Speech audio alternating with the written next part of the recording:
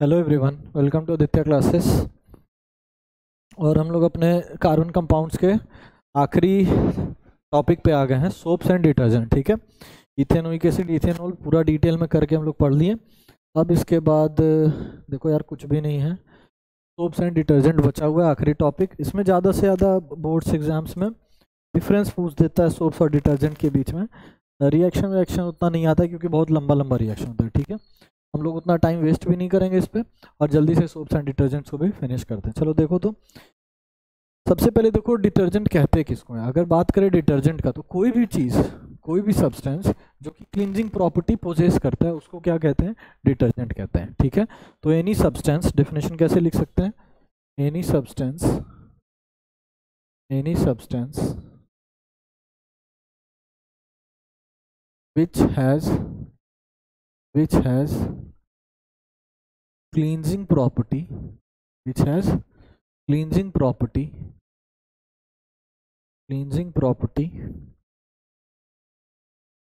in water is called detergent. उसको क्या कहते हैं? डिटर्जेंट कहते हैं। ठीक है, तो जिस किसी भी सब्सटेंस का जिसका क्लींजिंग, जिसके पास क्लींजिंग प्रॉपर्टी हो, उस सब्सटेंस को क्या कहते हैं यार? डिटर्जेंट कहा जाता है। ठीक है, डिटर्जेंट क्लियर है? डेफिनेशन क्लियर है? दिख रहा है क्या? हाँ, दिख ही रहा है। तो थोड़ा और डार्क कलर यूज करने की कोशिश। ठीक है, चलो। तो कॉमनली इस डिटर्जेंट को हम लोग सिंथेटिक डिटर्जेंट कहते हैं। ठीक है, क्यों? क्योंकि हम लोग खुद बनाते हैं इसको। Commonly this detergent is called as synthetic detergent. Synthetic detergent, तो कॉमनली इस डिटर्जेंट को सिंथेटिक डिटर्जेंट कहते हैं। ये दो पॉइंट क्लियर है अच्छे से? ठीक, दिख रहा है ये बोलो?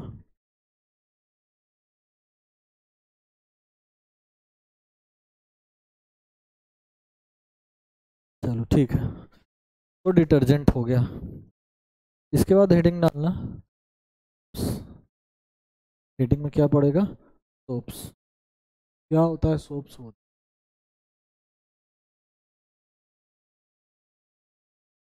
देखो,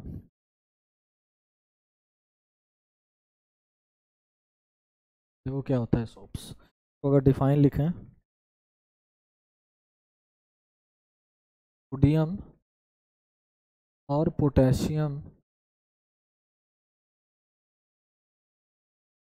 salts of long fatty chain, long fatty carbon, fatty की जगह कार्बन यूज कर लो, long carbon chains, long carbon chains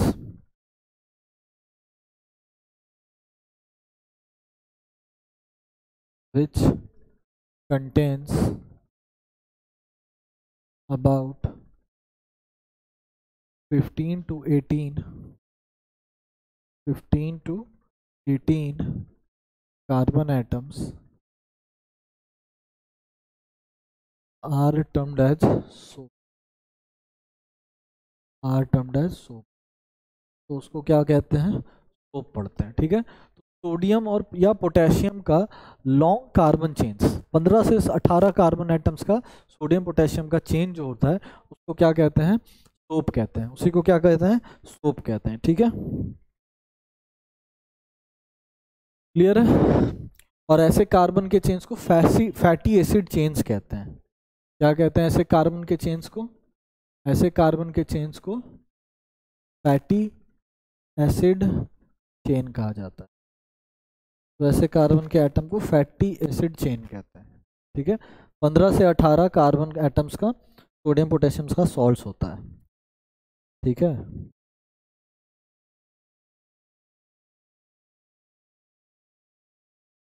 ठीक है, चले देखो इसका जनरल फॉर्मूला क्या होता है। सोप का जनरल फार्मूला, अगर सोप जनरल फार्मूला में दिखेगा तो कैसा दिखता है वो देखो।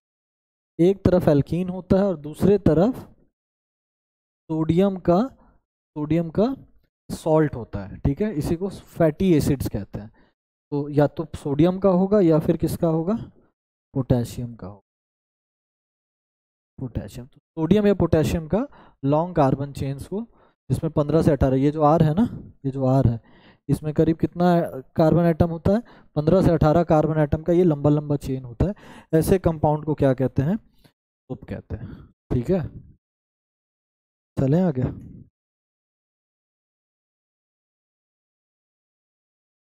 ठीक, अब देखो सोप को प्रिपेयर कैसे करते हैं।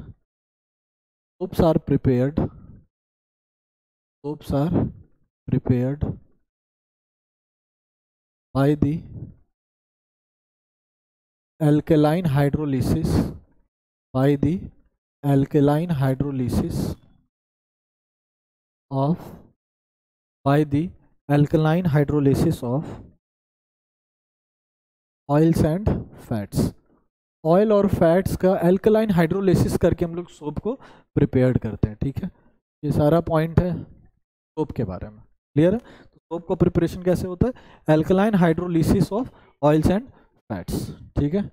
और अगर स्पेसिफिकली बताएं कि इस फैट का नाम क्या है, तो स्पेसिफिकली इन फैट्स का नाम होता है, इन ऑयल्स और फैट्स को कहते हैं ट्राइगाइलसाइड्स, ट्राइगाइलसाइड्स यही होता है, ट्राइग्लाइसेराइड्स होता है, ट्राइग्लाइसेराइड्स, ट्राइग्लाइसेराइड्स ये होता है। ये ऑयल और फैट्स स्पेसिफिकली अगर नाम बताएं तो ट्राइग्लाइसेराइड्स नाम के ऑयल्स और फैट्स होते हैं जिनका अल्कलाइन हाइड्रोलिसिस होता है। तो क्या ऑब्टेंड होता है, सोप ऑब्टेंड होता है, सोप हम लोग को मिलता है, ठीक है, क्लियर है। एक बड़ा पॉपुलर डेफिनेशन है, जो पूछा जाता है, सेपोनिफिकेशन,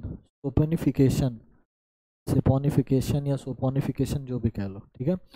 सोपोनिफिकेशन क्या होता है, तो इसका डेफिनेशन लिख लेना, एल्केलाइन हाइड्रोलिसिस ऑफ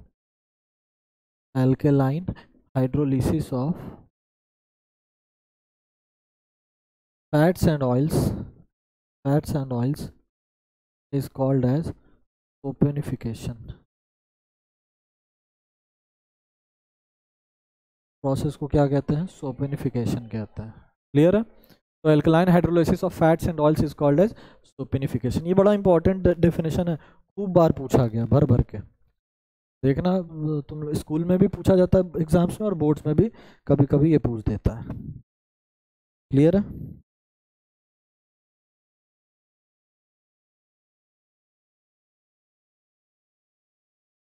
चलो देखो अब ना, अब सिंथेटिक डिटर्जेंट्स क्या होता है, सिंथेटिक डिटर्जेंट्स के बारे में थोड़ा सा जान लेते हैं, ज़्यादा नहीं जानेंगे, थोड़ा सा जान लेंगे। सिंथेटिक डिटर्जेंट्स में दो कंपाउंड होता है, क्या होता है, दो कंपाउंड, ठीक है। पहले कंपाउंड का नाम है सोडियम लॉरिल सल्फेट, ये डालते हैं। और दूसरे कंपाउंड का नाम है linear alkyl benzene sulphonate, linear alkyl benzene sulphonate, ठीक है। तो ये दो कंपाउंड होता है किसके अंदर, सिंथेटिक डिटर्जेंट के अंदर, सोडियम लॉरेल सल्फेट और लीनियर अल्काइन बेंजीन सल्फोनेट, ठीक है। इसका मेन काम क्या होता है, झाग बनाना। सोडियम लॉरेल सल्फेट का मेन काम क्या होता है, झाग बनाना। और आप लोग पढ़िएगा, आप लोग कोलगेट, पेप्सोडेंट, ये वो जो भी टूथपेस्ट यूज़ करते हैं उसमें सोडियम लॉरेल सल्फेट डाला होता है, जो कि बहुत खतरनाक है, बहुत ज़्यादा डेंजरस है, हाईली डेंजरस है, ठीक है। और इतना डेंजरस है कि अभी अगर बता दें तो डर जाइएगा, कैंसरस कंपाउंड है ये, कैंसरस कॉजिंग कंपाउंड। सोच लो कंपनी आपके साथ कितना खिलवाड़ कर रही है कि आपके टूथपेस्ट में आपके टूथपेस्ट के अंदर सोडियम लॉरेल सल्फेट डाल के देते हैं वो लोग, ठीक है। आपके शैम्पू में, आपके सोप में सोडियम लॉरेल सल्फेट डाल के देते हैं ताकि झाग ज़्यादा बन सके, स्कम ज़्यादा बन सके। झाग को इंग्लिश में क्या कहते हैं? स्कम, स्कम कहते हैं। तो स्कम के प्रोडक्शन को प्रोमोट करने के लिए सोडियम लॉरेल सल्फेट नाम का केमिकल डाला जाता है जो कि कैंसरस होता है, और ये टूथपेस्ट में डाला जाता है, ये सोप में, डिटर्जेंट में, देख ही रहे हो, सब में डाला जाता है, ठीक है। तो ऐसा टूथपेस्ट सेलेक्ट करना, ऐसा डिटर्जेंट पाउडर सेलेक्ट करो, ऐसा शैम्पू सेलेक्ट करो जिसमें ये कंपाउंड नहीं हो। आजकल मार्केट में आ गया ऐसा ऐसा शैम्पू, ऐसा ऐसा प्रोडक्ट जिसमें ये कंपाउंड नहीं होता है। अगर एक एग्जांपल, पढ़ाई से रिलेटेड ही चीज़ है, ठीक है ना, अगर एक एग्जांपल दें तो एक बढ़िया टूथपेस्ट है, दो बढ़िया टूथपेस्ट है, और इसके अलावा भी और भी होगा, ठीक है। दो बढ़िया टूथपेस्ट है जिसमें सोडियम लॉरेल सल्फेट नहीं है, एक है डाबर रेड और पतंजलि का दंत कांति। तो डाबर रेड और दंत कांति, ऐसा नहीं कह रहे और नहीं होगा, और भी होगा, लेकिन ये दो टूथपेस्ट जो हम पर्सनली भी यूज़ किए हुए हैं, इन दोनों टूथपेस्ट में सोडियम लॉरेल सल्फेट प्रेजेंट नहीं होता है। इन दोनों टूथपेस्ट में सोडियम लॉरेल सल्फेट प्रेजेंट नहीं होता है। शैम्पू की बात करें, शैम्पू में भी बता दें, शैम्पू के अंदर भी ऐसा बहुत सारा आज के टाइम में शैम्पू आ गया है जिसमें सोडियम लॉरेल सल्फेट का यूज़ नहीं करते हैं। जैसे मामाअर्थ का जो भी शैम्पू ले लो, उसमें देखना लिखा रहेगा free from sodium lauryl sulphate.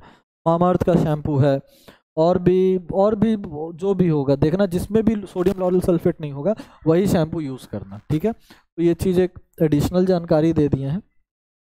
Ingredients पढ़ के लेना चाहिए अपने प्रोडक्ट को, किसी कंपनी पे ब्लाइंडली फेथ मत करो कि ये कंपनी है तो अच्छा ही बनाएगी। डाबर का और भी ऐसा पेस्ट है जिसमें सोडियम लॉरेल सल्फेट यूज़ करते हैं, लेकिन डाबर का रेड पेस्ट है, लाल दंत मंजन, में सोडियम लॉरेल सल्फेट यूज़ नहीं होता है। पतंजलि का और भी पेस्ट है, जेल वेल जो भी, लेकिन दंत कांति में सोडियम लॉरेल सल्फेट यूज़ नहीं होता है। किसी ब्रांड पे भरोसा नहीं करना है, प्रोडक्ट के इंग्रेडिएंट पे भरोसा करो, ठीक है। मामाअर्थ का सारा प्रोडक्ट में सोडियम लॉरेल सल्फेट शायद फ्री ना हो, लेकिन कुछ प्रोडक्ट है शैम्पू जिसमें लिखा है free from sodium lauryl sulphate, तो ये वाला कंपाउंड नहीं प्रेजेंट हो। हालांकि स्कम बनाने के लिए ये कंपाउंड यूज़ करते हैं। डिटर्जेंट में फिर भी चलता है क्योंकि उसको हम लोग को बॉडी के अंदर इंटेक नहीं कर रहे हैं, तो डिटर्जेंट में फिर भी चलता है। ऐसा कंपाउंड जो हम लोग खुद इंटरनली जो यूज़ कर रहे हैं उसमें ये नहीं होना चाहिए, ठीक है। दूसरा कंपाउंड क्या, लीनियर एल्काइल बेंजीन सल्फोनेट है, तो ये भी केमिकल, लेकिन ये उतना खतरनाक नहीं है और ये डिटर्जेंट में मिल जाता है, ठीक है।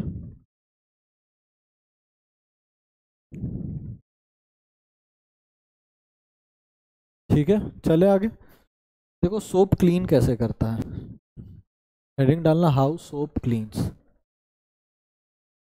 How soap cleans. सोप साफ कैसे, सफाई कैसे सोप करके देता है, देखना ये होता है।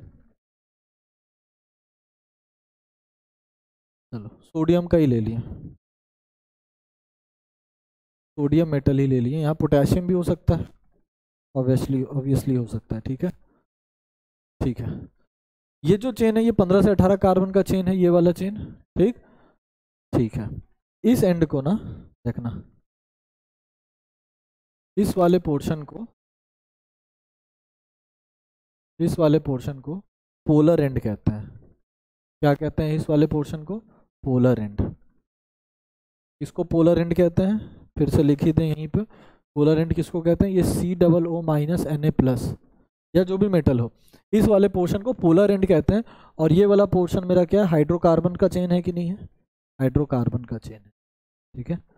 पोलर एंड, इस एंड को पोलर एंड कहते हैं, इस एंड को, और इसको क्या कहते हैं? ये जो एल्काइल ग्रुप लगा है इसको क्या कहते हैं? हाइड्रोकार्बन्स कहते हैं, ठीक।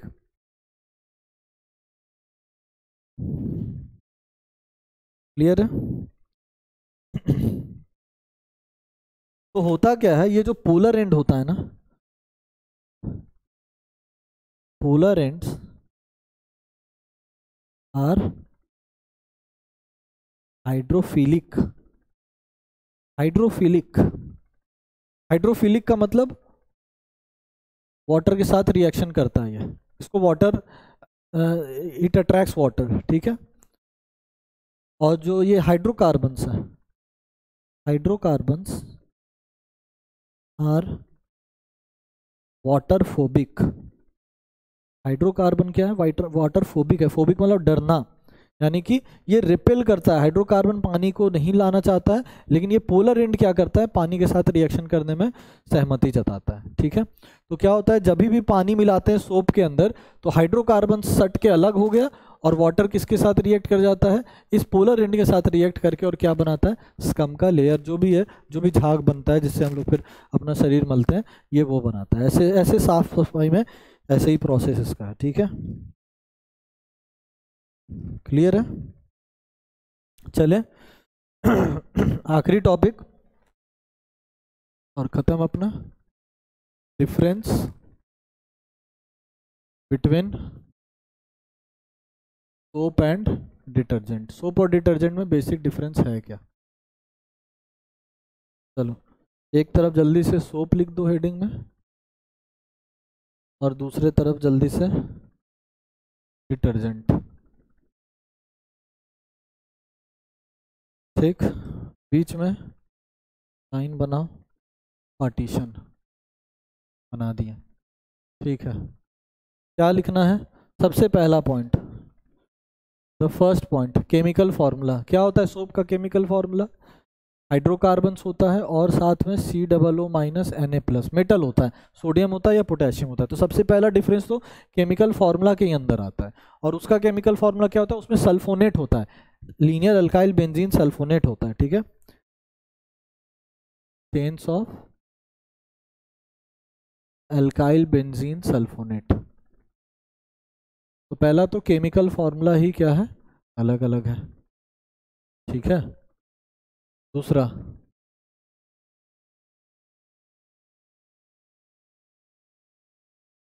soaps are prepared from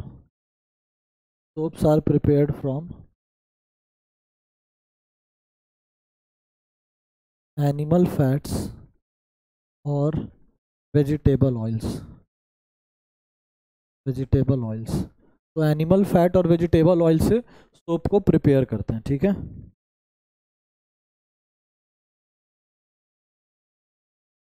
detergent are prepare from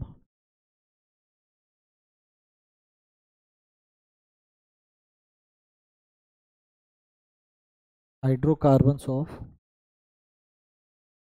petroleum product. Petroleum products के हाइड्रोकार्बन से कौन ऑब्टेंड होता है, डिटर्जेंट ऑब्टेंड होता है। ठीक है, third point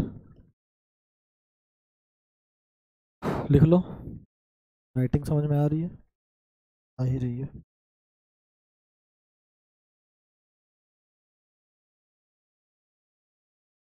soaps are biodegradable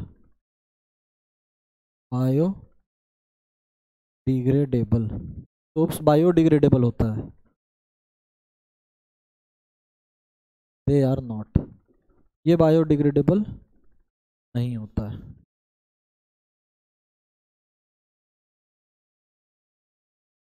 तो सोप्स बायोडिग्रेडेबल होता है और ये बायोडिग्रेडेबल नहीं होता है। अगला, they are not suitable in hard water, hard water में सूटेबल नहीं है, they can work in hard water, ये हार्ड वाटर में काम कर सकता है। हार्ड वाटर में स्कम बना के दे देगा डिटर्जेंट, सोप बना के नहीं देता है। तो अगर कहीं किसी शहर के पानी से सोप से स्कम नहीं जनरेट हो रहा है, यानी उस शहर का पानी क्या है, हार्ड है, उस जगह का पानी हार्ड है। ठीक है, और आखिरी 5 पॉइंट का आता है, 5 नंबर का सवाल, 5 नंबर का कर देना। आखिरी पॉइंट टू बी डिस्कस, कौन सा कलर ले ले जो दिखेगा, रेड ले लो। आखिरी point to be discuss, their cleansing action is weak, their cleansing action is week,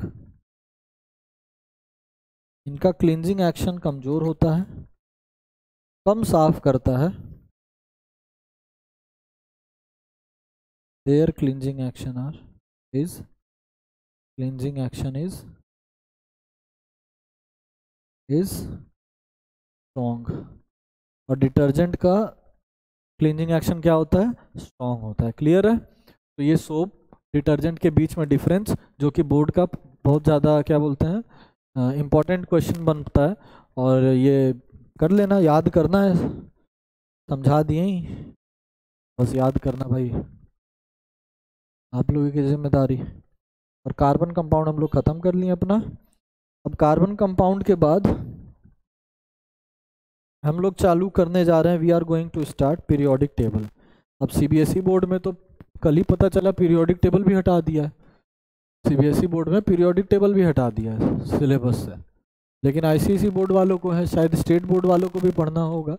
और मेरे हिसाब से अगर आप लोग सीबीएसई बोर्ड में हैं, जो लोग पढ़ रहे हैं यहाँ सीबीएसई बोर्ड में भी हैं, समय निकाल के ना, अभी तो फिलहाल बोर्ड का पेपर है पास में, पढ़ने का कोई मतलब नहीं बनता है, लेकिन समय निकाल के 11th में जाने के पहले ना एक बार पीरियोडिक टेबल पढ़ के जाना, एक बार पीरियोडिक टेबल पढ़ के जाना, कहीं से पढ़ लो से मतलब नहीं है, लेकिन पीरियोडिक टेबल पढ़ के जरूर जाना, ठीक है? क्यों बोल रहे हैं? क्योंकि पीरियोडिक टेबल बहुत काम आता है। पीरियोडिक टेबल क्या आता है? बहुत काम आता है। मतलब बिना, यार सोचो, बिना एलिमेंट के पूरे जानकारी के केमिस्ट्री हम लोग सोच कैसे सकते हैं कि केमिस्ट्री पढ़ लेंगे, है कि नहीं? बिना उस एलिमेंट, बिना वो जितना हम केमिस्ट्री पढ़ रहे हैं और पीरियोडिक टेबल ही नहीं पता है, फिर कैसा केमिस्ट्री पढ़ रहे हैं बताओ? ठीक है, चले फिर, चले। तो ये कार्बोनेट्स कंपाउंड आपका यहाँ खत्म होता है, पीरियोडिक टेबल लेके आएंगे अगला, उसके आगे एसिड बेसिस एंड सॉल्ट्स आ जाएगा। तब तक के लिए ख्याल रखो, पढ़ते रहो। थैंक यू वेरी मच, जय हिंद।